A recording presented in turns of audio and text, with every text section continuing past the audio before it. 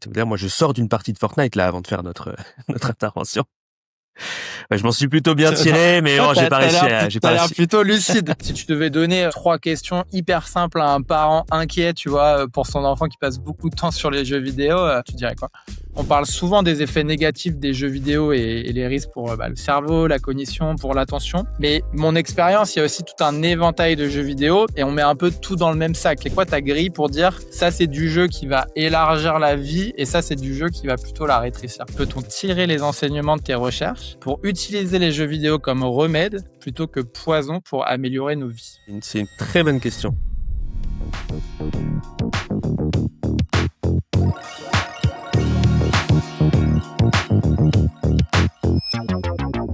Mathieu, let's go. Je suis hyper content de te recevoir parce que tu fais quelque chose d'assez unique. J'ai découvert récemment, en préparant cet épisode, ta chaîne YouTube, Raptor Neuropsy, et aussi tes conférences en lien aux jeux vidéo, cognition, santé mentale. Et très vite, je me suis dit, oulala, là, il y a un épisode d'intelligence humaine, c'est sûr. Donc, c'est pour ça que je voulais te recevoir. Ce que j'aime chez toi, c'est que tu es chercheur, praticien, mais aussi vulgarisateur en santé mentale. Et je trouve que la complémentarité de ces casquettes est hyper intéressante. Et tu défends, à travers ton travail, tes conférences, tes livres, les bénéfices cognitifs et émotionnels des jeux vidéo. Tu as d'ailleurs écrit 2 livres à ce sujet, Jeux vidéo et santé mentale et Jeux vidéo ennemis ou alliés. Donc voilà, donc je voulais te recevoir à ce micro parce que tu exportes des thématiques qui me sont assez lointaines, que ce soit la santé mentale ou les jeux vidéo. Mais à mon avis, beaucoup de gens sont dans ma situation, se posent plein de questions. Et ça me paraît intéressant d'aller explorer ça à travers ton expérience et évidemment la mienne. Je te le disais tout à l'heure, mais j'aurai dans cet épisode une posture très naïve en dehors de la préparation de l'épisode. Mais il y aura quand même un fil rouge. Et ce fil rouge, je l'ai pensé autour du concept de pharmacone. Pharmacone, c'est un mot grec qui désigne une substance qui peut soit soigner, soit empoisonner. Tout dépend simplement de l'usage et du contexte qu'on en fait. Donc, le fil rouge, si tu l'acceptes, c'est comment peut-on tirer les enseignements de tes recherches pour utiliser les jeux vidéo comme remède plutôt que poison pour améliorer nos vies? Ok, très bien. Que ça te va. Tu n'as pas le choix de toute manière, Mathieu. Et avant de rentrer dans tout ça, est-ce que, s'il te plaît, tu peux bien te présenter? Bien sûr, avec plaisir. Merci déjà pour l'invitation pour cet épisode sur intelligence humaine. Donc moi, du coup, c'est Mathieu Serbet, neuropsychologue depuis 8 ans maintenant. Donc je m'intéresse beaucoup à la question de l'utilisation des jeux vidéo, effectivement, avec leur lien avec la santé mentale, la cognition, les émotions, comme tu disais. Alors moi-même, spécifiquement, je suis pas chercheur au sens où je mène pas des recherches, mais je lis tout ce qui se fait, en tout cas, dans la littérature pour pouvoir justement faire de la vulgarisation correctement. Et donc voilà, ça fait déjà un petit paquet d'années que je m'intéresse à cette thématique-là, étant moi-même un grand joueur. Donc j'ai voulu un peu faire le lien entre mon métier et les passions, on va dire, que j'ai dans la vie, entre autres. Et donc effectivement, j'ai l'occasion de créer un peu du contenu sur ces thématiques-là. J'essaie de faire pas mal de médias, de la vidéo, du podcast, de pouvoir interagir sur des épisodes à droite à gauche pour proposer des choses intéressantes. J'essaye en tout cas. Donc voilà. Je sais pas si je peux aller plus loin. Ouais, voilà. non, trop bien, trop bien. Merci pour l'intro. C'est déjà une bonne mise en jambe. Avant qu'on rentre dans le cœur de, tu vois, ce fil rouge, moi, j'aurais été curieux de savoir, c'est quoi, toi, ton histoire personnelle avec les jeux vidéo? Moi, j'ai plus ou moins toujours joué. J'ai commencé enfant, peut-être à l'âge de l'apprentissage de la lecture, tu vois, vers cette époque-là, avec des jeux éducatifs, les Hadibou, les Rayman version éducatif, les Il était une fois la vie, tu vois, les CD-ROM à l'époque. Pour apprendre à compter, pour apprendre tous les trucs comme ça. Et j'ai vraiment commencé comme ça sur l'ordinateur familial. Et puis après, petit à petit, le jeu entre potes, le jeu chez les cousins-cousines, les consoles qui sont arrivées à la maison. Et puis jusqu'à l'expérience que j'en ai eue en étant ado et jeune adulte, avec beaucoup plus les jeux en ligne, les jeux d'aventure et tout. Mais je suis assez éclectique dans mon expérience du jeu. J'essaie d'aller un peu sur tous les terrains. Ouais, ok. Tu vois, ça, c'est hyper intéressant parce que je pense que, alors peut-être moi un peu moins, mais on a quand même vécu aussi cette presque arrivée du jeu vidéo et transformation avec des niveaux de qualité et maintenant qui se font. Je suis curieux de savoir, enfin toi, tu as toujours un peu joué. Moi, je sais que j'ai une grosse période étant ado, puis après j'ai lâché, tu vois. Je me posais la question, comment tu as vécu toi cette évolution-là?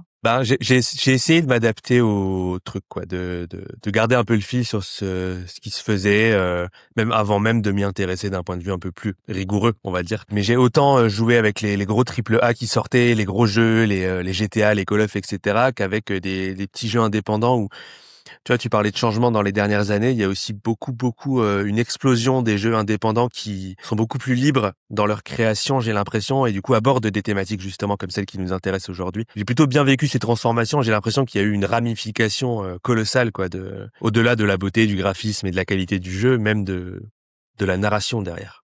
Ouais, ouais, OK. Il y a un jeu, qui t'a particulièrement marqué, toi?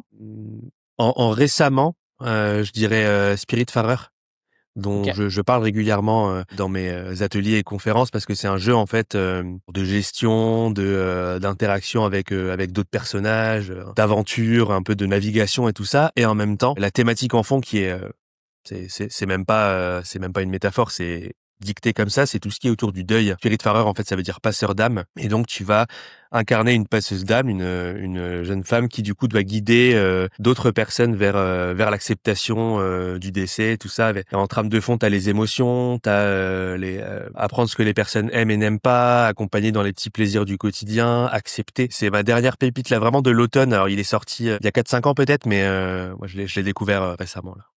OK, OK, génial. Ouais, alors moi, tu vois, pour partager un peu de d'où je parle d'un point de vue jeu vidéo, c'est que j'ai eu plus une période étant ado où, tu vois, je sentais que c'était un truc qui pouvait me plaire et j'ai beaucoup bataillé pour pouvoir jouer parce que mes parents étaient assez contre. Et je me rappelle que, tu vois, ma mère me disait que si je voulais des jeux vidéo, fallait que je me les achète. Donc, tu vois, j'avais économisé pour acheter la PS3.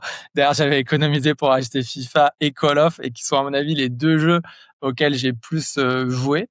Donc voilà, donc cet épisode, c'est aussi un peu pour tous les, tu sais, c'est un petit check Bluetooth à moi du passé pour pouvoir montrer aussi que derrière je pense qu'il y a beaucoup de peur de les jeux vidéo, c'est mal, ça abrutit, etc. En tout cas, moi, c'est des discours que j'ai entendus toute mon enfance, tu vois. Donc je suis vraiment curieux d'explorer avec toi, en fait, qu'est-ce qu'il y a de bien, tu vois, et qu'est-ce qu'on peut faire intelligemment avec les jeux vidéo. Pour se mettre en jambe sur notre question de recherche, moi, j'aimerais te présenter peut-être ma compréhension des préjugés que tu démontes sur les jeux vidéo, et tu me dis si depuis, bah, t'en as d'autres ou si tu veux enrichir la liste. Ce que j'ai trouvé très intéressant dans tes recherches, c'est que, en fait, il y a 3 arguments principaux que tu démontes. Le premier qui est incroyable, c'est les profils des gens qui jouent aux jeux vidéo. Ce n'est pas juste l'ado dans sa chambre boutonneux qui fait des heures et des heures sur Call of. En fait, je crois que tu disais que la moyenne d'âge était plutôt autour de 40 ans et qu'il y avait quand même 7 Français sur 10 qui jouaient régulièrement aux jeux vidéo. Donc, en fait, quand on voit ça, déjà, on se dit, waouh, en fait, tout le monde joue, et d'ailleurs autant hommes que femmes quasiment. Il y a aussi beaucoup de femmes qui jouent. Donc ça, je Tout à fait. trouvais ça intéressant de se dire que c'est finalement beaucoup plus présent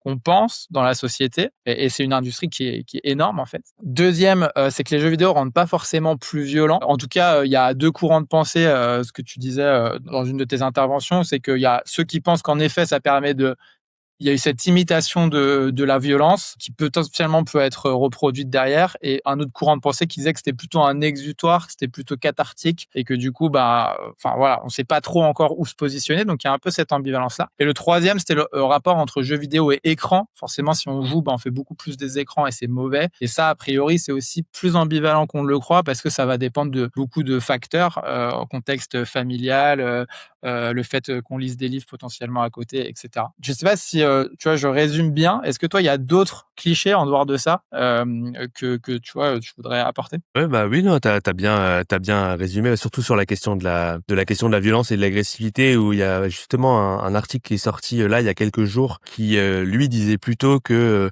on pouvait constater de la violence et que l'histoire de l'hypothèse de cathartique était peut-être moins évidente qu'il n'y paraît. Enfin, il y a vraiment Ouais. rien qui fait consensus. En tout cas, de réplication de la violence sur le long terme, ça a pas pu être démontré.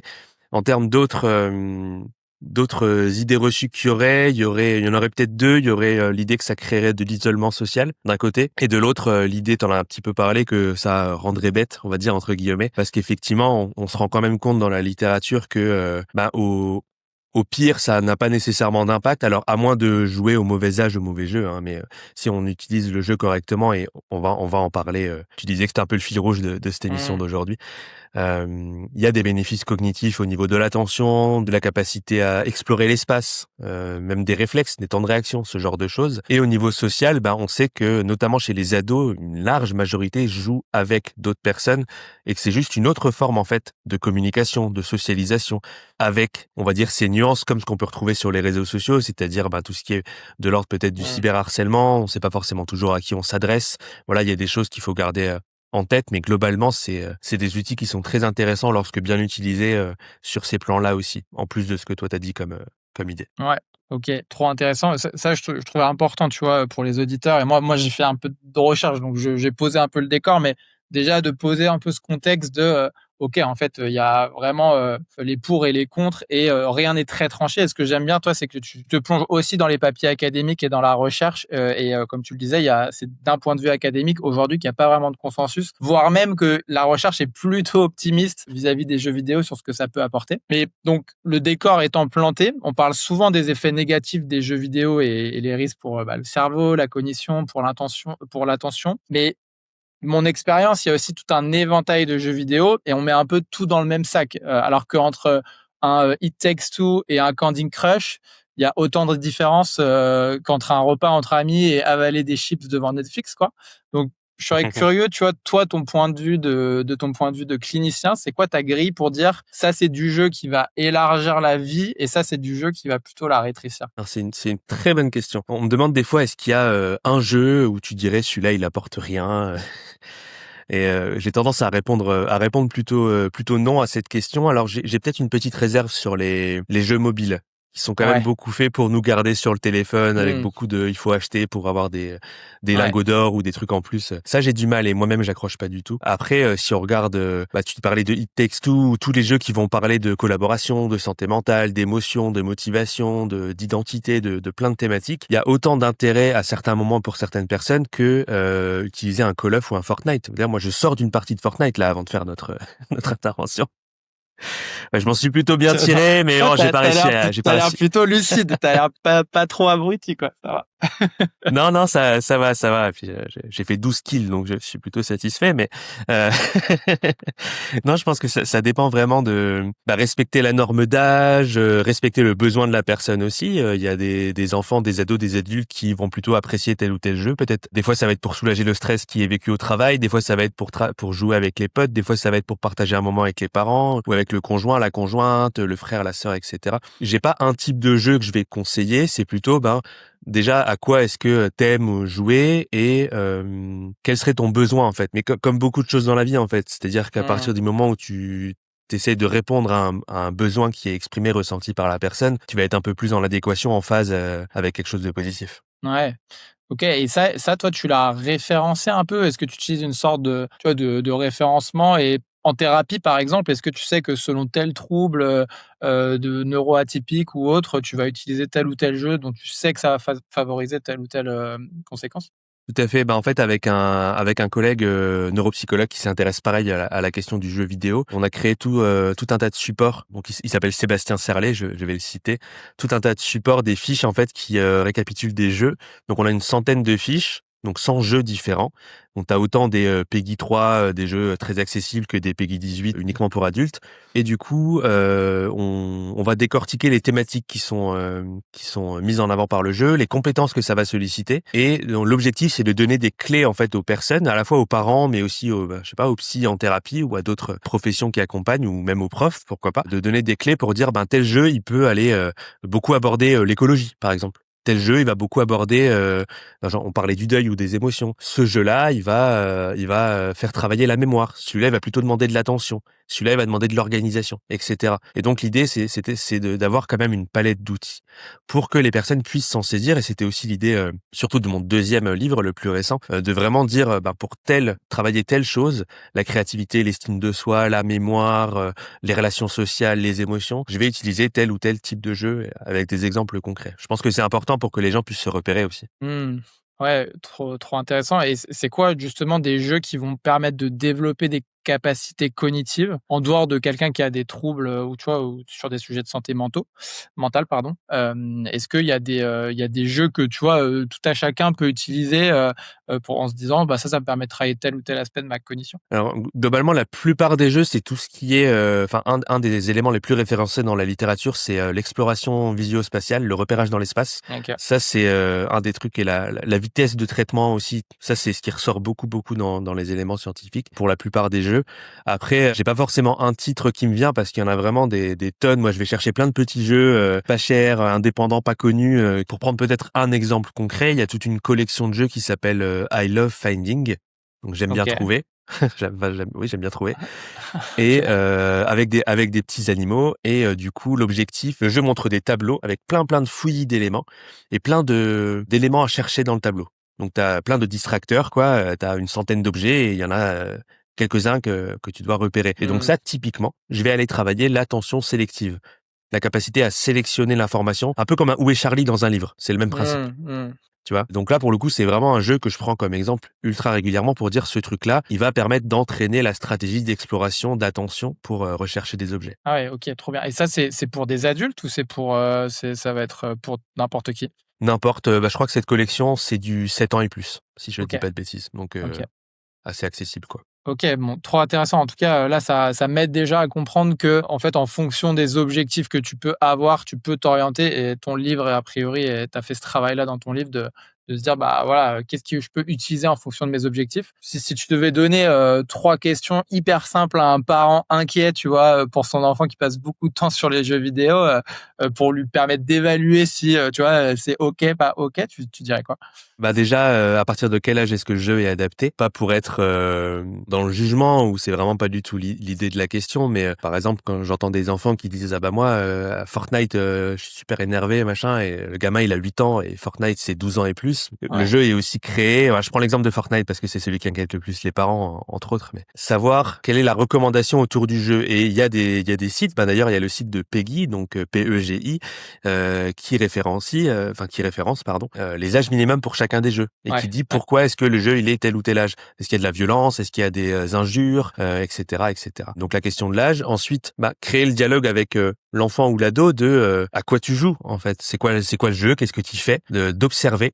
elle Alors s'intéressait, quoi. Mmh. c'est ça, s'intéresser et en fait ce qui est vraiment le bénéfice que je trouve là-dedans, c'est en s'intéressant, en posant des questions, bah, tu viens aussi donner une position un peu d'expert à l'enfant ou à l'ado. Et ça veut dire aussi lui laisser la place, lui montrer qu'il a des compétences, que tu l'écoutes. Enfin voilà, en termes d'estime de soi et de valorisation des compétences, je trouve que c'est intéressant. Ça marche pour d'autres activités que le jeu Ouais, vidéo, bien entendu, mais ça se ouais, ouais. transpose carrément au jeu. Donc ouais, l'âge, à quoi est-ce que l'enfant joue et peut-être est-ce qu'il y a des choses auxquelles on peut jouer à plusieurs. Parce que dans les témoignages de parents que je recueille souvent quand je demande aussi c'est quoi les bénéfices du jeu, la majorité c'est créer du moment de partage en famille en fait. Donc le parent qui joue avec son enfant, j'ai par exemple un collègue qui fait découvrir les jeux de son enfance à lui sur les consoles rétro à sa fille qui a une dizaine d'années et du coup ça te crée une complicité tu vois super Ouais, intéressante de, ouais. de partage en fait. Ah ouais, mais tu vois, même moi, quand je me replonge dans mes souvenirs de jeux vidéo, alors j'ai beaucoup geeké sur, Call of et FIFA un peu seul quand même, faut le dire, mais j'ai aussi fait des parties avec mes potes et en fait, c'est des souvenirs de fou de mon adolescence. Les FIFA, qu'on se faisait, les parties à se hurler dessus et compagnie, c'est des Bah super pareil hein, souvenirs, quoi, en donc vrai pareil hein, je suis passé par là aussi.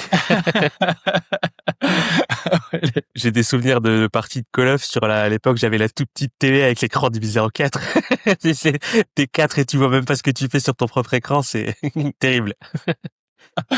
Ouais, excellent, mais ouais, OK, c'est vrai que là, ça répond au côté un peu isolement social. En fait, bon, même si tu es connecté en ligne, tu peux aussi jouer à plusieurs, bah, chez toi, dans ton salon et ça crée des moments entre potes, qui sont jolis. Il faut pas qu'il y ait que ça, je pense, mais en tout cas, il peut y avoir ça et ça peut être top, quoi. C'est ça OK. et si ça peut, parce qu'on parlait de rassurer un petit peu les parents, je me permets de rebondir là-dessus. Pour ce qui est du jeu en ligne aussi, en tant que parent, il y a des possibilités de contrôler, enfin vraiment du contrôle parental pour, s'assurer que l'enfant va pas être en contact avec des inconnus, par exemple. Moi, je joue beaucoup sur la Switch et pour le coup, il y a un contrôle qui existe où on peut, en tant que parent, autoriser tel ou tel utilisateur parce qu'on sait que c'est, le tonton, la cousine, tu vois? Le pote, et du coup, on peut aussi protéger même malgré le jeu en ligne. Ouais, ça me paraît important de le souligner. Un autre point sur lequel, je voulais, t'emmener, je vois une espèce de friction dans le fait de recommander d'utiliser des jeux commerciaux, tu vois? Comme World of Warcraft ou It Takes Two qu'on a déjà cité et c'est quand même des jeux, même si on n'est pas au niveau du Candy Crush et tu vois, du jeu mobile qui t'hypnotise et qui veut te faire dépenser ton argent, jusqu'au bout. C'est quand même des entreprises dont le business model repose sur la captation de l'attention, des systèmes de FOMO, de gamification. Ma question, c'est comment tu fais, toi, pour utiliser ou faire utiliser l'outil sans tomber dans le piège qui est un peu tendu par, tu vois, ces entreprises et qui pour maintenir l'attention? Est-ce que tu navigues cette tension-là dans ta pratique personnelle et avec tes patients? par rapport aux jeux que je vais choisir et indiquer, alors à l'exception de Fortnite qui est quand même beaucoup construit vraiment là-dessus, on en parlait encore avec des collègues psychos. En général, j'y vois moins ce mécanisme-là. Bon, ça veut pas dire que ça n'existe pas, mais les jeux que je vais recommander aux familles ou qu'on va faire lors d'ateliers, c'est pas des jeux qui vont te faire rester 10 heures sur ta console ou qui vont trop te happer, qui sont des gros mondes ouverts où tu aurais une liberté énorme, qui vont trop te capter l'attention. Donc c'est que je suis pas trop confronté à la problématique là, qui je trouve que tu le disais, c'est quand même sur smartphone que c'est vraiment à son paroxysme. Ouais, ok. J'imagine aussi que, toi, dans l'expérience que j'en ai aussi de ce genre de jeu, c'est que quand tu as vraiment un jeu sur console, etc., il y a tout cet aspect narration, immersif, histoire, qui fait que le jeu aussi a une fin. Tu vois, tu joues pas indéfiniment comme tu pourrais jouer sur GTA, même sur tu vois, je pense à Call of ou FIFA, Ouais. tu peux jouer un peu seul et faire des saisons ou finir le jeu, ou avec tes amis, mais à un moment donné, tu finis le jeu aussi. Donc, l'histoire prend fin. Oui, tout à fait. Alors sur téléphone, il y a vraiment un aspect, tu as Ouais. 17 000 niveaux, enfin ça se finit pas. Ok, mais donc dans ce que j'entends, tu mets pas forcément des garde-fous, toi, j'imagine que si tu es avec des patients, tu vas surveiller l'usage, etc. Mais il n'y a pas de garde-fous spécifique. Tu choisis déjà en fonction de ce qui est pertinent et ensuite tu regardes les bénéfices que ça peut apporter. Ouais, c'est ça. Avec, enfin, les garde-fous et les points de vigilance, ils sont plutôt sur la motivation à utiliser le jeu, pas forcément sur le temps passé ou ce genre de choses. En tout cas, pareil, hein, c'est ce que disent les dernières données. Donc, à partir du moment où on questionne la motivation et le fait qu'on joue, pour le plaisir, pour la compétition, pour partager, et non pas juste pour fuir la réalité et pour complètement oublier ses problèmes et s'enfoncer là-dedans. En général, c'est des motivations suffisantes pour que ça vienne apporter à minima quelque chose avec un bon choix de jeu, encore une fois. Ok, tu as un exemple concret de, tu vois, quelque chose que tu as fait avec un patient qui a vraiment aidé, qui a transformé son rapport à, ouais, probablement son sujet de santé mentale, etc. Alors avec des patients spécifiquement, non. Du coup, moi, c'est plus vraiment dans le partage lors des ateliers, des conférences, des choses comme ça. Je suis plus habitué à ce public. Et du coup, ça va être des parents, par exemple. Encore il y a 2 semaines, j'étais dans le sud pour une intervention là-dessus. Et on jouait à Unravel 2. Ok. Donc il y a cette même idée qu'on retrouve dans It Takes Two de jouer à deux pour progresser au fur et à mesure du niveau. Ah oui, le jeu vidéo, ça peut être aussi ça. Tu vois, t'as tellement l'habitude de cette image ultra caricaturale qui existe du jeu vidéo compétitif et violent, etc., qu'en fait, rien que le fait des fois de voir que les personnes, ça leur fait ouvrir les yeux sur, il y a plein d'autres trucs, en fait, le jeu, c'est tellement d'autres choses, c'est des thématiques, et du coup, moi, j'aimerais les utiliser dans le CDI à l'école, avoir des jeux sur la santé mentale et tout ça. Et moi, mes belles expériences, elles sont plutôt là-dedans, sur comment est-ce que ce que je vais partager va résonner chez l'autre et peut-être un petit peu venir changer l'idée sur le jeu vidéo. Et tu as des jeux qui se jouent avec parents-enfants aussi, dans cette idée un peu de, tu vois, de communion ou de réunir? Eh ben, Unravel 2, It Takes Two, mais tu as aussi Overcooked. Donc, je sais pas si tu vois. Non, vas-y, je veux bien que tu le détailles, ouais. Ouais, avec plaisir. Donc, Overcooked, ils en ont sorti 2. C'est un jeu, en fait, de cuisine avec des petits bonhommes en 3D, des petits animaux, des petits bonhommes et tout ça. Et ton but, c'est de servir les commandes qui t'arrivent, quoi. Un jeu de gestion de resto. Mais c'est pas un truc terre à terre. En fait, t'es cuisines, t'es sur la banquise, t'es dans un volcan, t'es sur l'eau avec ta cuisine qui se sépare en deux, dans une montgolfière, etc. C'est dans des niveaux hyper chaotiques. Et tu te lances les ingrédients, tu fais chauffer tes pâtes, tu les envoies. En même temps, faut traverser la route pour aller donner tes plats. Enfin, t'as plein de trucs à gérer et c'est un truc ultra, faut jouer à 2, 3, 4. Donc, c'est de la communication, c'est de la frustration, voilà. Moi, je l'ai fait avec ma conjointe, on a fait les deux, on les a tracés. C'est un truc de complicité ultra intéressant, je trouve. Ouais, ok. Et tu vois, des choses en entreprise, ça me fait, tu vois, ça me fait penser à, du coup, peut-être en team building, etc. C'est des trucs qui pourraient être intéressants d'explorer. Tu vois des choses de ce que Ouais. Ah oui, carrément. De manière générale, si tu veux créer du lien entre les personnes, je l'ai fait même tester dans certains cours à l'université sur tout ce qui est autour de justement la neuropsychologie à travers les nouvelles technologies. Puis il y a un petit point sur les jeux vidéo. Et du coup, ça fait partie du genre de jeu que je fais tester où du coup tu vois les interactions entre les gens qui sont, je trouve assez riches. Ok, excellent. On a parlé un tout petit peu des effets sur la cognition, les risques pour le cerveau, mais il y a aussi, moi, je trouve, un aspect culturel et émotionnel. Moi, j'ai des jeux qui ont vraiment élargi mon monde. Tu vois, il y en a un que j'ai poncé jusqu'à la moelle, c'est Assassin's Creed. J'ai adoré, tu vois, me plonger dans l'histoire. Ça m'a donné envie de découvrir Florence, de m'intéresser à la Renaissance, de voyager, de découvrir des musées. Mais parfois, tu vois, j'ai aussi eu l'expérience des Candy Crush, etc.,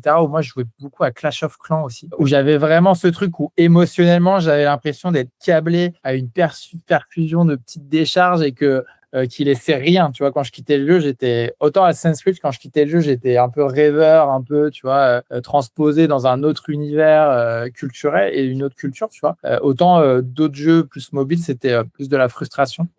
C'est quoi pour toi les effets positifs émotionnels qu'un jeu doit créer et sur lesquels on peut s'appuyer au quotidien pour se dire qu'est-ce qui se passe est bon versus pas forcément. Bah, c'est un bon exemple ce que tu as pris pour répondre à cette question sur Assassin's Creed, par exemple. De comment est-ce que peut-être le jeu va te donner envie d'aller plus loin, va te créer une immersion qui va te complètement t'entourer en fait dans ta pratique. En termes d'émotion, si tu vas chercher en fait le sentiment de compétence et du coup la satisfaction. Si tu vas jouer à Minecraft et que tu vas créer, tu vas finir un projet, tu vas être content de toi. Donc ta émotion, je mixe un peu aussi ces deux notions complémentaires, mais avec l'image de soi, l'estime de soi, tu vois, aller chercher des émotions qui soient agréables à vivre. Et du coup les jeux où tu accomplis quelque chose en fait, où tu viens chercher le sentiment de compétence, où tu viens chercher peut-être la persévérance aussi. Tu arrives à la fin, tu as enfin battu le boss qui te faisait galérer, ben c'est un sentiment aussi, tu vois, voilà, je vois que tu réagis, tu as un sentiment positif Ouais, à l'inverse, ça a pu me faire péter un boulon de faire oui. 100 fois, 200 fois un niveau et d'être en mode de pas réussir à passer. Ça, c'est le côté un peu qui peut être. Ouais. Non, mais complètement. Il y a un aspect aussi frustration qui est indéniable, mais en même temps, ça, j'y vois pas un frein dans le jeu parce que justement, ça, à mon sens, alors selon les jeux toujours, mais ça t'entraîne à persévérer, ça t'entraîne à aller jusqu'au bout du truc pour réussir ce que tu as envie de réussir, à atteindre ton objectif. C'est en ce sens-là que je trouve intéressant. Des jeux difficiles où je galère, j'en ai fait un paquet aussi. Et après, quand tu arrives finalement à la fin, Ouais. t'as l'impression d'avoir accompli quelque chose, quoi. Ouais, c'est clair. Ok. Tu as partagé, toi, sur les réseaux, et c'est un sujet que je t'amène là, et dis-moi si tu es OK d'en parler, mais être concerné aussi par des épisodes dépressifs. Et tu passes beaucoup de temps à expliquer comment les jeux vidéo peuvent aider la santé mentale. Mais tu vois, ma question, c'est toi, dans ta propre traversée, qu'est-ce que les jeux vidéo, ils ont représenté pour toi et comment ça t'a aidé? Oui, carrément. Donc oui, moi effectivement, c'est un truc dont je parle tout à fait librement. Ça fait partie de mes combats. On peut être psy et avoir soi-même des difficultés psy. Et moi, ça a beaucoup été les Zelda, notamment le premier sur la Switch, enfin, le Breath of the Wild en 2017, où du coup, moi, mes difficultés, c'était surtout autour de 2020, 21, 22, dans ces eaux-là. Le fait de s'immerger dans ce monde-là avec la musique, avec la narration, avec le fait d'être actif, de complètement mettre de côté les trucs plus compliqués, ça a été vraiment, je pouvais faire tu vois, en étant en maladie, incapable de travailler à ce moment-là, faire des heures et des heures sur le jeu et me relever grâce à ça aussi. C'est l'exemple vraiment que j'ai, c'est celui du Zelda de 2017, ouais. Ok. Et là, tu vois, ma réaction, peut-être de gars naïf qui connaît pas trop le sujet, mais c'est de me dire, ok, du coup, tu échappes ta réalité pour te transposer dans une autre réalité qui potentiellement est plus facile à vivre, mais est-ce qu'il n'y a pas un risque de déconnexion à un moment donné? Alors c'est une bonne question. Moi c'était pas dans le sens où du coup derrière le reste n'existait pas, mais plus faire une pause pour faire une activité plaisante, immersive, qui te permet aussi de te ressourcer. En fait, je pense que c'est le terme. Le danger, c'est tu fais que ça et du coup tu sors plus et du coup tu vas plus bosser, du coup tu vois plus personne. Le danger, c'est ça, c'est si tu t'enfermes et que du coup, on va dire les problèmes quels qu'ils soient, que ce soit la maladie ou des conflits ou quoi que ce soit, si tu passes aucun temps à essayer de les résoudre, c'est pas ça qui va t'aider.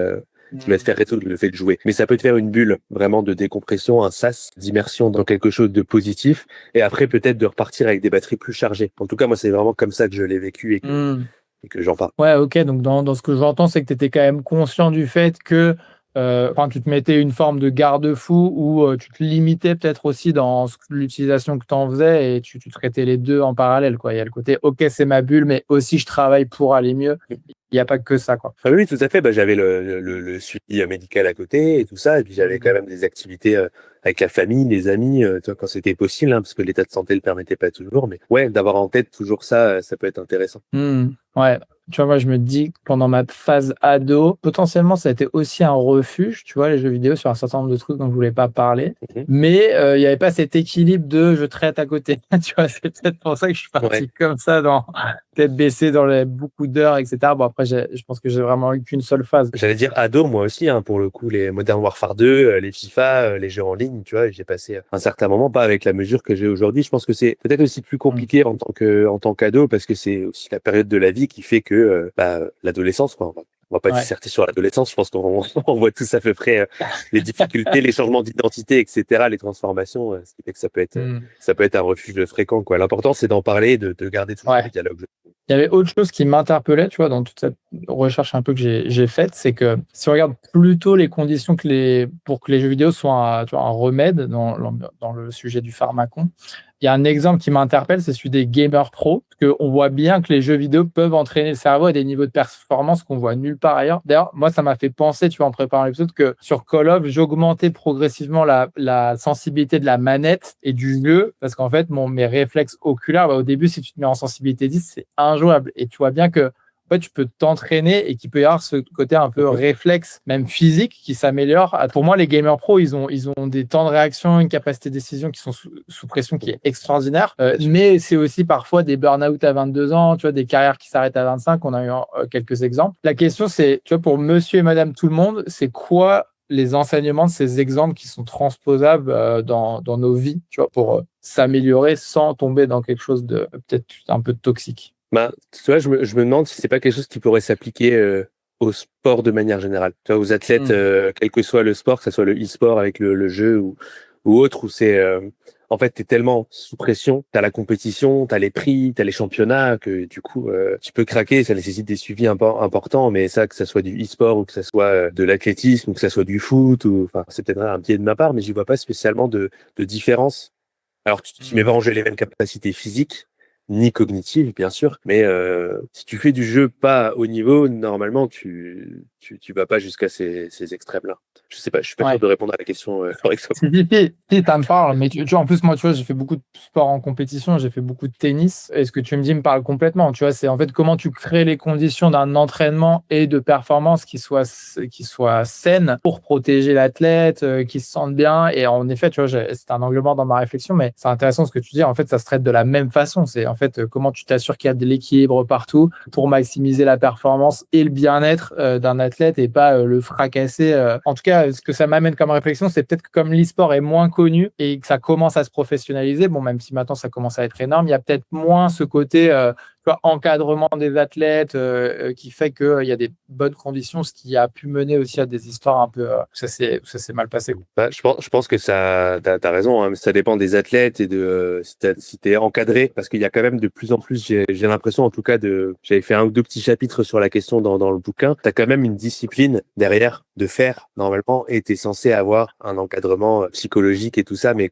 comme tu dis, alors même si maintenant ça commence à être bien assis, ça reste plus émergent que les autres sports, donc peut-être que tout encore très très bien calibré dessus, mais cette histoire-là de veiller à la performance tout en veillant à l'équilibre et tout ça, tu peux le transposer. J'ai réfléchi en même temps que je parle, mais même au monde du travail, tu vois, dans certains Ouais, types de ouais. métiers, enfin, finalement, dès que tu parles de performance et de mettre sous pression, ben derrière, tu prends des risques au niveau de santé mentale à pas le faire correctement. Ouais, complètement. Non, t'as raison. Est-ce que toi, il y a un jeu qui t'a permis d'améliorer certaines de tes capacités cognitives ou physiques où tu vois, tu t'es dit, waouh, là, je suis en train de progresser, tu t'en es rendu compte? Peut-être Fortnite, parce que si j'y prends les autres, tous les petits jeux que je trouve à droite à gauche, déjà j'y passe pas un temps dessus qui est forcément, enfin c'est des jeux qui se finissent comme tu dis, alors que tu vois Fortnite, je dois avoir 7 ou 800 heures depuis plusieurs années. Bon bah ça se finit pas vraiment, mais du coup tu vois au fur et à mesure, mais un peu comme tu disais avec ton expérience de Call of, au bout d'un moment, bah forcément tu prends des galons, tu t'entraînes, donc tu arrives de mieux en mieux à jouer, à la fois au niveau des réflexes avec la manette, mais surtout au niveau cognitif, parce que ce genre de jeu, il va à la fois te ultra solliciter au niveau de l'attention, tu dois faire gaffe au bruit, au visuel, être ultra vigilant, donc ça peut être fatigant aussi. Mais tu as aussi tout un aspect, réussir à te mettre à la place de l'autre pour comprendre ce qu'il peut être en train de faire dans sa stratégie, donc ça c'est aussi une capacité cognitive qu'on appelle la théorie de l'esprit, comprendre les intentions de l'autre. Tu as aussi de l'organisation, voilà, tu passes pas 1000 fois au même endroit, tu vas là, puis là, puis là, tu as toute une stratégie, et moi j'ai remarqué ça. Alors là, je parle vraiment, comme tu te posais la question, hein, de mon expérience personnelle, mais je pense que c'est le jeu où, à force de jouer et en ayant plusieurs années de recul dessus, j'ai constaté ça. Trop intéressant. Bah, c'est quoi tu vois, ça me pose une question, on n'a pas trop approfondi pour l'instant, mais c'est quoi le champ des capacités cognitives? Donc, tu parlais de ça, de la théorie de l'esprit, peut-être l'acuité visuelle. Je pense aussi à peut-être la mémoire à court terme, quand tu dois retenir des informations dans un jeu pour l'appliquer. Est-ce qu'il y a d'autres choses? Ouais, la capacité de prise de décision. T'en parlais d'ailleurs pour le e-sport, capacité super rapide à prendre les décisions. Tout ce qui est mettre en place une stratégie, en fait, c'est de la planification, c'est du raisonnement, c'est de la résolution de problèmes, c'est de la flexibilité. Ma stratégie, elle marche pas. il faut que l'environnement du jeu m'oblige à changer de stratégie, il faut que j'en trouve une autre. Tout ça, c'est des capacités que tu utilises aussi dans la vie quotidienne. Dans le jargon un peu de neuropsy, les fonctions exécutives, ce qui me permet de m'adapter aux situations. Et donc, flexibilité, organisation, inhibition, bien sûr. Qu'est-ce que j'ai oublié? Inhibition, c'est quoi? Si tu es dans un jeu et que, pour rester dans l'exemple du jeu vidéo, et que t'as quelque chose qui se passe d'un côté, mais que toi, tu veux aller de l'autre côté, c'est la capacité à mettre à distance ce que tu veux pas pour aller vers le truc qui t'intéresse. Ouais, ok. C'est clair. Ouais, je vois ce que tu veux dire. Mais en tout cas, résister à potentiellement un comportement que tu voudrais faire pour aller vers autre chose qui fait sens dans le jeu vis-à-vis de ta stratégie. Et Voilà, c'est ça. Par exemple, typiquement, on parlait tout à l'heure de Zelda, dans un jeu en monde ouvert où tu as un milliard de quêtes qui peuvent se commencer. Je vais aller d'un point A à un point B à l'autre bout de la carte. Entre-temps, je croise un autre personnage et du coup, je vais aller faire ça. Ouais. Et des fois, je me dis, non, là, inhibition. Focus sur ta quête. C'est ça. Là, tu t'empêches ce comportement, tu t'empêches ces stimuli-là, tu te focuses sur ta quête. Ok. Et ce que je comprends, alors tu vois, ça c'est une notion que j'ai creusée en préparant, que je maîtrisais mal, la différence entre la cognition et l'intelligence. Ce que je comprends, mais tu vas peut-être m'éclairer là-dessus, c'est que la cognition, c'est l'ensemble des capacités cognitives qui permettent d'avoir de la perception, en fait, de capter les signaux extérieurs. Et après, l'intelligence, c'est la capacité à mobiliser plus ou moins rapidement ces capacités cognitives selon ton besoin. C'est un peu plus ou moins bien résumé ou... Je dirais, il y a cet aspect-là où les capacités cognitives, c'est ce qui te permet, alors tu as raison, de percevoir, mais aussi de comprendre, de communiquer, d'interagir en fait avec le monde qui t'entoure, le monde au sens les gens, l'environnement, tout. Ouais. Et l'intelligence, tu vas retrouver dedans à la fois ce qu'on appelle l'intelligence fluide, le raisonnement, l'adaptation aux situations, et tu vas retrouver des liens avec ce qui se retrouve dans les capacités cognitives. C'est deux notions très intriquées, je trouve. C'est pas évident pour moi des fois de faire vraiment le distinguo, mais quand on parle d'intelligence, il y a les capacités de raisonnement, d'exploration, mais aussi ce qu'on appelle l'intelligence cristallisée, donc les compétences verbales, le vocabulaire, la culture générale. Et là t'es moins dans la cognition, là du coup t'es sur d'autres aspects. Mais aujourd'hui, dans les tests d'intelligence, on va aussi spécifiquement mesurer la capacité à traiter rapidement l'information et la mémoire sur le court terme, ce qu'on appelle la mémoire de travail, mais c'est de la mémoire sur un court terme où tu mets à jour les informations au fur et à mesure. Donc c'est quand même deux notions qui sont très intrinsèquement liées et par exemple, on va dire que, pour prendre un exemple connu grand public, si je parle de haut potentiel intellectuel, on dit souvent que ça nécessite derrière des capacités cognitives justement qui te permettent de t'aider à maximiser ce potentiel au niveau de l'intelligence. Mais c'est des questions, l'intelligence, qui, à la fois, il y a un consensus avec comment tu l'évalues un petit peu. Aujourd'hui, on sait assez bien le faire. À la fois, c'est un peu comme quand on parle des fois d'émotions, tu vois, on voit qu'il y a encore plein de choses qu'on doit essayer d'aller. Ouais, et pour relier à ce qu'on disait avant, et c'est là que ça me paraît intéressant, et je voudrais faire le lien avec la gamification après, c'est qu'en fait, le jeu vidéo, par les processus de gamification et la capacité à, on va dire, t'embarquer pour beaucoup d'heures de jeu, je trouve que du coup, ce côté entraînement des capacités cognitives, il se fait un peu naturellement sans t'en rendre compte. Et en fait, ta planification stratégique, tes réflexes, ta mémoire, en fait, sans t'en rendre compte parce que tu es dans un jeu et tu kiffes, en fait, tu as développé des capacités cognitives, tu les as entraînées et c'est devenu, tu vois, très procédural acquis chez toi et tu t'en rends même plus compte, mais ça peut t'aider dans tu vois, la gestion de projet, le fait d'organiser des vacances, le fait de gérer des personnalités dans un groupe de potes, tu vois, avec la théorie de l'esprit, etc. Donc, c'est ça que je trouve intéressant. C'est carrément intéressant et ça me permet de soulever un point hyper crucial quand on parle de ça, parce que des fois, on me dit à juste titre, d'accord, tu deviens bon dans le jeu, mais comment tu deviens bon dans la vraie vie après? Si je fais des sudoku, je vais peut-être devenir super bon au sudoku, mais est-ce que derrière, ça va entraîner ma capacité de raisonnement dans d'autres activités? Tu vois, ce qu'on appelle le transfert des capacités. Dans le jeu vidéo, un des moyens de pallier à ça, c'est ce qu'on appelle la métacognition, c'est-à-dire réfléchir sur sa propre cognition. C'est des choses qu'on évalue, qu'on aborde, en neuropsy, c'est des choses qu'on travaille avec les collègues dans plusieurs pathologies, ça se travaille. Et du coup, dans le jeu vidéo, c'est un peu comment est-ce que tu prends du recul sur ce que tu fais. Donc, tu es obligé de rendre un peu conscient, tu vois, les trucs que tu apprends même qui deviennent automatiques. Comment tu rends conscient les stratégies pour essayer d'utiliser les mêmes stratégies derrière dans ta vie quotidienne et donc la gestion de projet, les interactions avec les autres et tout ça. Par exemple, tu vois, dans un des témoignages que j'avais reçu, il y avait un jeune ado autiste qui m'avait dit moi, du coup, ça m'a permis d'entraîner mes relations sociales avec Discord, en parlant en direct, etc., pour ensuite pouvoir derrière mieux communiquer avec les autres. Donc, tu as cet aspect d'entraînement, de prise de conscience de l'entraînement pour derrière transférer tes compétences. Ok. Passionnant. Et donc ça, mais tu vois, chez cette personne-là, il y a quand même une action proactive parce que cette métacognition, elle n'est pas automatique. À un moment donné, il faut le conscientiser. Et du coup, c'est quoi la clé, tu vois, pour réussir à faire cet exercice-là? Est-ce que, tu vois, dans certains jeux vidéo, c'est carrément intégré, se dire, OK, là, ce que tu as mis en place, que tu vois, ça serait hyper intéressant, mais je sais pas si tu en penses quoi. Alors, dans les jeux commerciaux, tout public, t'auras pas cette mécanique-là parce que c'est pas l'objectif.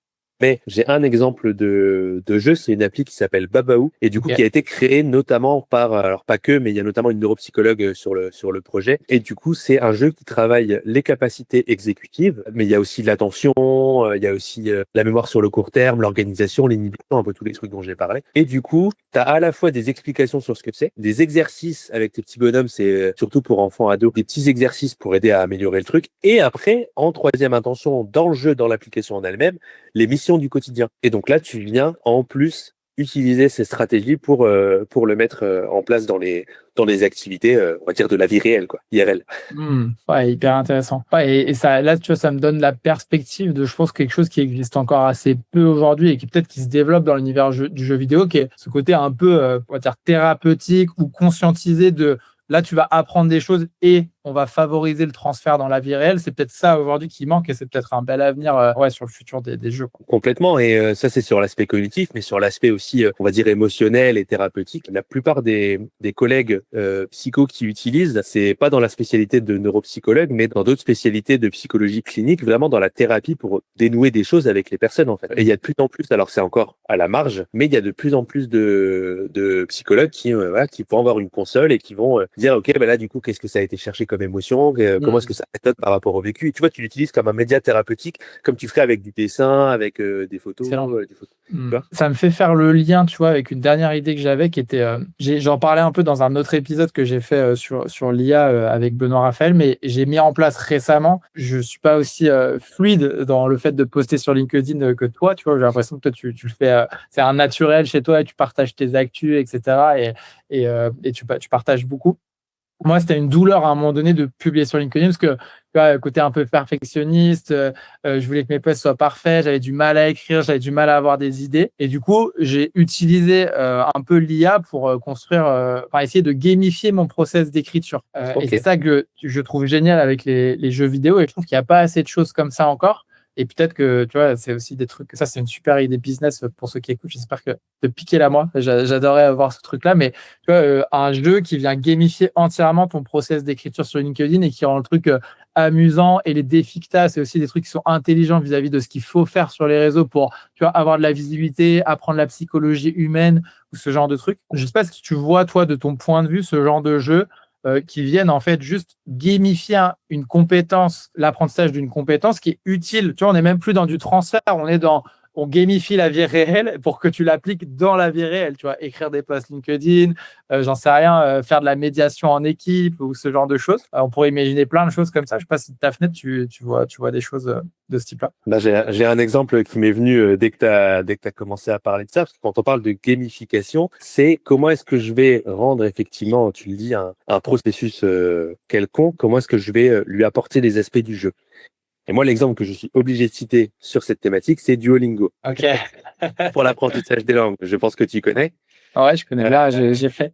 J'ai fait Ben beaucoup. voilà, je suis à 1253 jours d'affilée. Oh, excellent. Et du coup, c'est carrément ça, c'est l'apprentissage d'une langue et les leçons, mais tu viens y rajouter pour les personnes qui connaîtraient pas. Alors, je sais qu'aujourd'hui, c'est quand même la grosse application, mais tu as des points d'expérience, tu as des badges, tu as des quêtes, tu as des ligues, tu as des combats avec d'autres personnes, des quêtes entre amis. Je pense à un exemple un peu peut-être thérapeutique aussi pour compléter. Il y a une appli qui s'appelle Lusha, Lusha, pour les enfants qui ont un TDAH, donc un trouble du déficit de l'attention avec ou sans hyperactivité, qui du coup vient gamifier les activités du quotidien avec les parents qui ont un contrôle derrière, évidemment. Hein, bien sûr, on laisse pas les gamins tout seuls. Mais du coup, tu as des quêtes. Aujourd'hui, il faut que je sois capable de faire telle ou telle chose. Et tu viens un peu rajouter du jeu et de la récompense, en fait. Parce qu'on voit souvent le côté récompense comme quelque chose de négatif. Faut pas que ce soit juste la carotte et le bâton, c'est pas l'idée. L'idée, c'est d'essayer d'engager, de motiver un petit peu différemment. Et la gamification dans ça, alors j'ai pas d'exemple pour ce qui est spécifiquement ce que tu demandais comme exemple, mais je pense que si ça existe pas déjà, ça serait méga intéressant que ça voit le jour. Parce que tu viens Ouais. engager les personnes complètement différemment. Ouais, complètement. Bah, tu vois, pour faire un peu le lien avec ce qu'on disait tout à l'heure, sur la partie maintenir les gens dans le jeu, etc. Moi, ce que je trouve dommage avec Duolingo, et là, j'ai fini par décrocher, c'est que, je voyais pas mon niveau forcément augmenter beaucoup. Tu vois, je sais qu'il y a des rumeurs comme quoi l'appli fait en sorte que en fait, ton niveau augmente pas trop, parce que forcément, tant que tu sais pas parler la langue, tu restes sur l'appli. Donc ça, tu vois, je sais pas ce que tu en penses.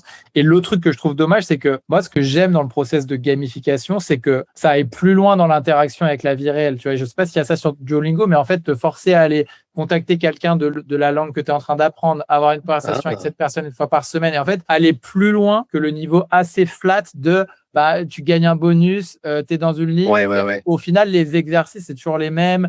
Tu tournes un peu en rond là-dessus, tu vois. Ça serait intéressant de mettre d'autres dimensions d'engagement qui te permettent d'aller au contact des gens, parce qu'une langue, typiquement pour les langues, c'est ça, c'est apprendre la culture, s'immerser dans une nouvelle culture, parler à d'autres gens, les découvrir, etc. Tu vois. Je trouve que parfois, il me manque un peu ce truc-là avec Duolingo. Je suis tout à fait d'accord. Ça reste, ça fait 3 ans et demi que je le fais. Je suis pas bilingue pour autant du tout. Donc c'est très intéressant pour aller chercher les bases et pour peut-être entraîner, rappeler certains mots. Mais derrière, pars en voyage si tu peux, regarde des films en version originale, etc. Ce qu'on conseille pour toutes les langues. Moi, c'est pour l'italien, mais ça marche pour toutes les langues. Ouais. Pour rebondir sur ce que tu disais, je trouve que c'est plus intéressant. Et pour moi, c'est là où Duolingo est en train de prendre un mauvais virage. Et c'est une conviction personnelle, mais tu vois, ça se débat. Mais au cas de mon point de vue, je trouve que c'est une erreur de prendre un virage complètement tech. Tu vois, Duolingo, je pense que c'est en train de devenir une boîte tech et ils mettent de l'IA partout et ça va être une boîte IA avec beaucoup de data collectée, etc. sur l'apprentissage des langues. Je pense que ce qui va payer à l'avenir, c'est l'inverse, c'est-à-dire faire rentrer les gens par la tech, mais ensuite faire du transfert dans la vie réelle. Tu vois, un Duolingo qui, au lieu derrière de te faire des conversations avec l'IA, t'encouragerait à aller voir des gens, te connecterait les communautés, etc. Je pense que dans un monde full IA, c'est ces entreprises-là qui vont se différencier, même, tu vois, challenge physique, etc. Et en fait, c'est ce que tu disais tout à l'heure avec le transfert, avec la personne qui était sur les troubles de l'autisme, mais tu vois, je suis rentré par les jeux vidéo et derrière, ça m'a permis de sortir les macro-stratégies pour aller parler aux gens de génial, en fait. Tu vois, je trouve que de cette tendance-là qu'il faut encourager plutôt un virage full tech. Pour le coup, je suis assez d'accord avec toi sur ce virage-là. Il faut que tu rajoutes de l'humain. Je le vois avec Duolingo. Où, du coup, je fais mes leçons et je suis content et c'est toujours un plaisir de le faire. Mais c'est pas ça qui te fait transférer, comme on disait, les compétences. Ouais, trop bien, passionnant. Merci pour tout ça. J'aurais aimé clôturer avec 2 petites choses qui sont un peu moins focus santé mentale et jeux vidéo, mais moi, ton parcours m'a interpellé aussi. Tu vois, moi, je suis coach en transition professionnelle. Donc, tu vois, en 2019, tu vas créer Raptor Neuropsy avec 2 de tes collègues, qui est cette association à travers laquelle tu vas vulgariser la neuropsychologie avec tes formats du coup ludiques, conférences, vidéos. Je crois que tu as fait des jeux de société aussi, une BD. Et donc, c'est un pari risqué pour toi. Tu vois, la vulgarisation scientifique, ça paye pas forcément vraiment. Potentiellement, j'imagine que toi, tu étais chercheur à un moment donné. Et potentiellement, certains pairs peuvent regarder ça un peu parfois d'un mauvais œil, pardon. Ma question, c'est pourquoi est-ce que tu t'es pas contenté d'être clinicien, de travailler comme psychologue et puis, je sais pas, arrêter là? Moi, ça a toujours été dans mon ADN, l'aspect pédagogie, transmission. Si j'avais pas été psy, j'aurais été prof. C'est vraiment un truc que j'aime beaucoup faire. Et en fait, en lisant une BD qui s'appelle Psychologix, de vulgarisation de la psycho, ils ont fait pareil avec Economics. Ils ont fait plusieurs thématiques. Je me suis dit, mais il faudrait ça pour la neuropsy. Et après, on s'est diversifié, santé mentale, même santé sexuelle, même neurologie. On a été sur plein d'aspects. Mais moi, c'est un truc de valeur. En fait, je pouvais pas me contenter de faire autre chose, alors que j'avais cette volonté de pouvoir transmettre. Même si tu as tout à fait raison, il y a ce truc des fois où il y a des gens qui ont dit. Il y en a qui pensent que la vulgarisation, ça fait perdre en qualité, par exemple.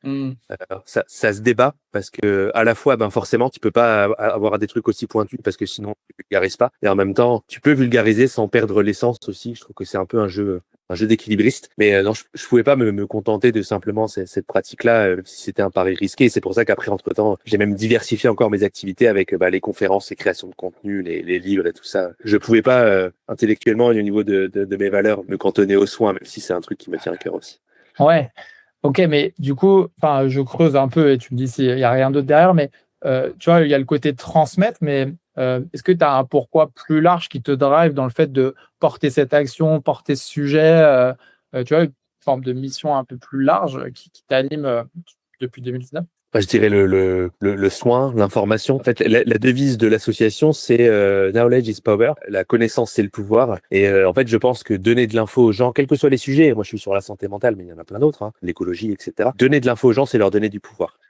Et dans la santé, c'est leur donner du pouvoir sur leur propre santé. Donc c'est de la prévention. C'est peut-être des gens, peut-être par-ci par-là, qui vont aller mieux, qui vont se servir de quelque chose pour accompagner aussi d'autres personnes. J'ai beaucoup de professionnels qui utilisent nos contenus pour accompagner leurs propres patients et patientes, ou des parents ou des proches et tout ça. Et en fait, moi, je suis vraiment porté par ce truc d'essayer de que l'humain aille mieux. J'en parle, c'est pas pour être, voilà, c'est un peu pompeux comme, c'est à mon humble échelle à moi, avec ce que moi je peux faire, avec ce que je connais. J'avais envie d'apporter ce petit truc-là.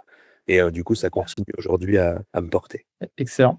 Excellent. Ouais, je te pose la question parce que tu vois, moi, je suis dans un parcours un peu similaire où j'ai quitté un travail en conseil pour me lancer dans le coaching, tu vois, maintenant de personnes en transition pro avec la conviction profonde que moi, je suis resté longtemps dans un taf qui ne convenait plus parce que c'était confortable, c'était dur d'aller vers autre chose. Et aujourd'hui, c'est un peu ça qui m'anime, tu vois, le fait de me dire que tu peux faire le saut et de faire le saut, bah, c'est un vecteur d'épanouissement personnel incroyable. Et bah, ça fait que tu vas être mieux dans ta vie perso, ça fait que tu vas être mieux vis-à-vis de ton entourage. Et tu as une société composée de gens qui vont bien dans leur vie pro, c'est une société de gens qui vont bien, tu vois, et une société qui va bien. C'est un peu ça mon pari. Mais tu vois, parfois, tu te lances un peu là-dedans et tu as cette ambition. Et puis, tu vois, il y a plein de moments, moi, où je doute et je me dis, mais en fait, tu vois, qu'est-ce que je fais? Est-ce que ça parle aux gens? Je serais curieux de savoir, toi, tu vois, est-ce qu'il y a eu un moment de doute, un moment où tu t'es dit, qu'est-ce que je fous et comment tu as avancé au travers? Je pense que moi j'ai un peu un cheat code par rapport à ça, c'est que du coup je suis toujours dans mon premier boulot. C'est qu'à côté j'ai toutes ces missions là que je me suis rajoutées, mais je suis toujours dans mon travail à temps plein sur l'hôpital. J'ai un peu bifurqué parce que maintenant je suis dans la formation des équipes et plus dans les consultations avec les personnes. Mais du coup j'ai ce filet de sécurité aussi qui à la fois des fois les gens disent comment tu fais pour arriver à faire tout ça et en même temps comprennent que ah bah oui du coup t'as une sécurité quand même.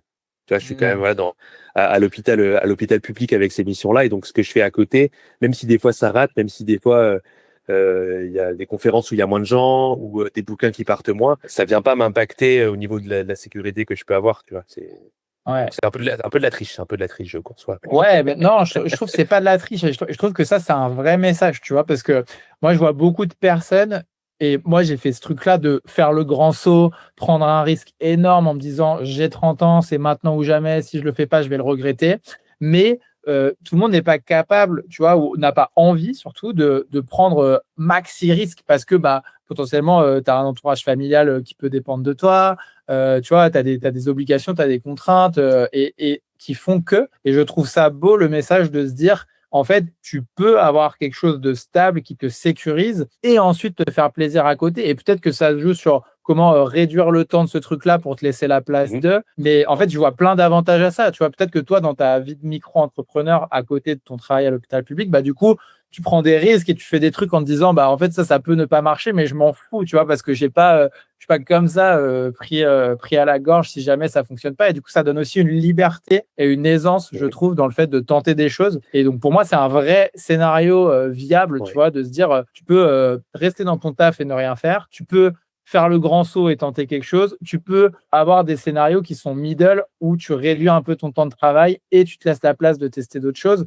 en te sécurisant, en étant, tu vois, OK de ce point de vue-là. Et ça, je trouve que, tu vois, c'est un message qui mérite d'être partagé. Bah, en fait, ton esprit est beaucoup plus libre parce que du coup, t'as un peu moins les inquiétudes, notamment liées à la sécurité financière. Voilà, tu peux avoir une famille, tu peux avoir un appartement à payer, t'as des factures, tu dois manger, etc. comme tout le monde. Mais du coup, ouais, c'est ça, t'as l'esprit qui est dégagé de ça parce que t'as ton salaire. Moi, j'ai mon travail vraiment qui est à temps plein et à côté, ben voilà, là, on est samedi, je fais mon enregistrement, tu vois, on bosse ensemble. Et puis les week-ends, quelques soirs ou des fois pendant les vacances, je vais faire des trucs. J'ai posé un jour de congé pour faire un déplacement. Voilà, c'est aussi un rapport comme ça, mais du coup, avec à la fois c'est ce côté très épanouissant. Mon travail me satisfait aussi, et je m'épanouis aussi bien, mais aussi cet aspect liberté, et pas parasité par l'aspect financier. Alors j'ai la chance d'avoir cette position-là et c'est un entre-deux qui est, je trouve, qui est assez confortable finalement. Trop bien. C'est quoi ta plus grande fierté avec Raptor Neuropsy? Truc dont tu es vraiment content sur les 6 dernières années? C'est peut-être l'expansion. Le fait on a commencé à trois à créer nos petites BD. Alors vraiment, on faisait les gens le savent pas trop parce que ça fait longtemps, mais on faisait des petits collages quand on faisait nos trucs avec nos bulles. Vraiment, on faisait des ateliers. Voilà, on allait dans un café sur Nancy, puis on faisait nos petits trucs. Et après, c'est devenu, on crée tout par Canva. Et après, c'est devenu, on lance le site internet. On s'est constitué en asso. On est passé là, on est une quinzaine de membres à créer de psychos d'un peu partout sur le territoire et même jusqu'au Canada. Donc c'est ça, c'est le côté. Ça a permis de rassembler plein de gens et on continue à avoir des retours de personnes qui les mettent dans leur salle d'attente, qui les donnent à leurs patients, qui les donnent aux proches concernés. C'est ça, en fait. C'est ce côté, ça a pris. Et rien que ça me suffit à me rendre compte. Trop bien. Génial. J'adore. Et pourquoi Raptor Neuropsy d'ailleurs vraiment, la question me brûlait. Je dois te la poser. Ça vient d'où? Non, mais je comprends. Mais si j'avais reçu 1 euro à chaque fois qu'on m'avait posé cette question, je pourrais acheter 2 fois plus de cadeaux de Noël. Mais figure-toi qu'on me l'a encore posé hier en formation, mais oui, parce que c'est mon intérêt depuis tout petit. Donc j'ai pris les dinosaures, j'ai pris mon métier, clac. Excellent, excellent. Ok, trop bien. Ok, génial. Peut-être quelques questions pour clôturer. Toi, tu vulgarises du coup depuis 6 ans maintenant, on le disait, tu as écrit des livres, tu as créé des centaines de contenus, tu as donné des formations, tu as forcément découvert dans ce processus des choses qui t'ont un peu surpris. C'est quoi la chose la plus contre-intuitive que tu as apprise sur ce chemin-là et qui a changé ta vision? Ah, je sèche. La chose la plus contre-intuitive. Non, mais la question est pertinente. Ouais. Prends le temps de la réflexion, on coupera Non, mais peut-être. on fera une réponse tac au tac. Ça marche. Non, mais tu sais quoi, on est sur notamment la thématique jeux vidéo et santé mentale, et il y a un truc que je dis un peu moins parce que je suis baigné dedans depuis longtemps maintenant.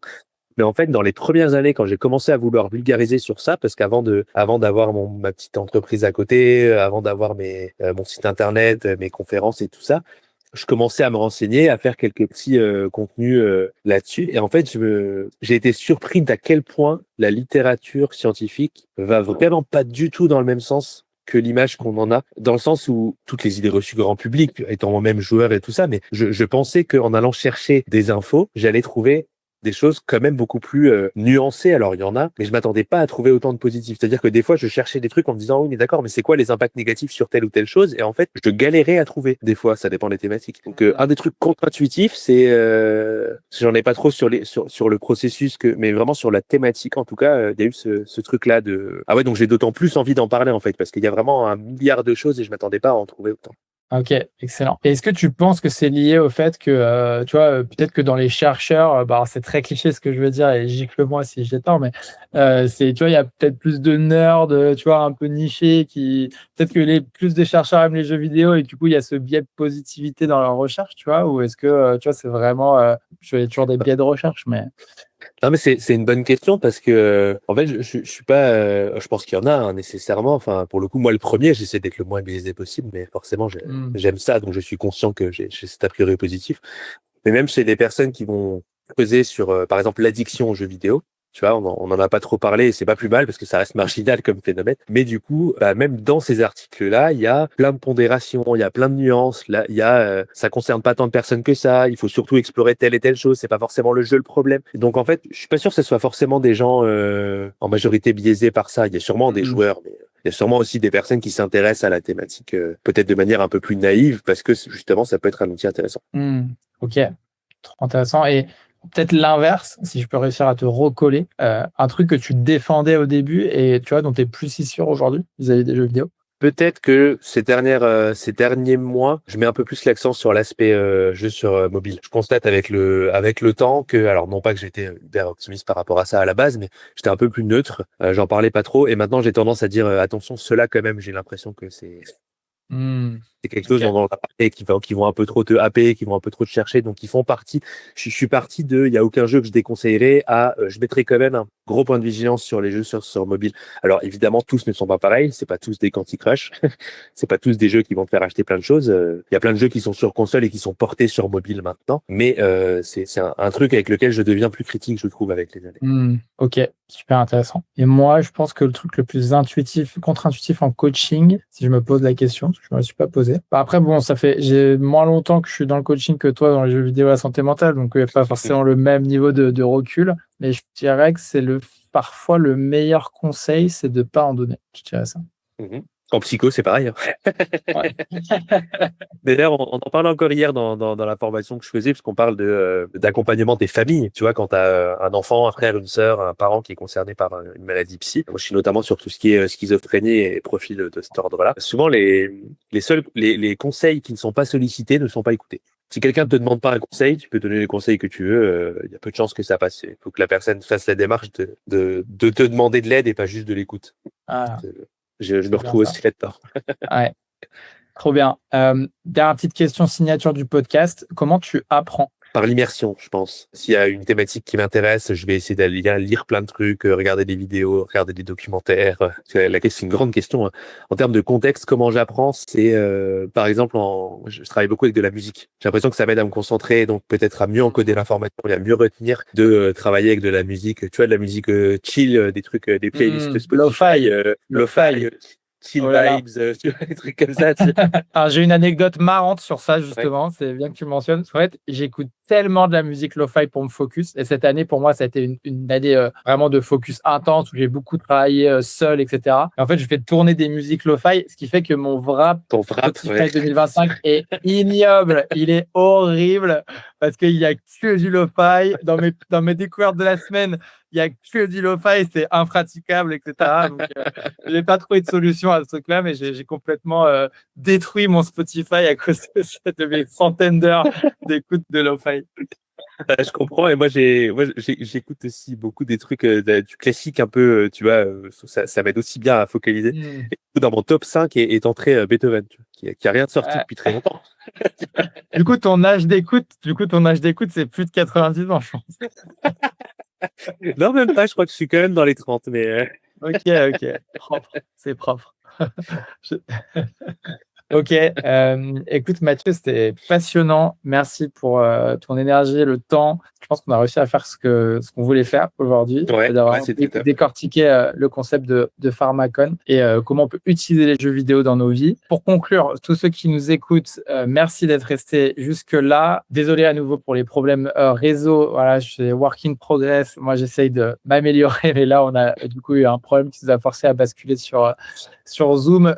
J'espère que la qualité du son sera quand même au rendez-vous. Si vous avez aimé cet épisode, laissez 5 étoiles, un commentaire. N'hésitez pas à me contacter, moi ou Mathieu, si vous avez la moindre question. D'ailleurs, où est-ce qu'on te retrouve, Mathieu? Ouais, sur pas mal de réseaux. Moi, je tourne surtout sur LinkedIn, mais aussi sur Instagram et sur Facebook dans une moindre mesure.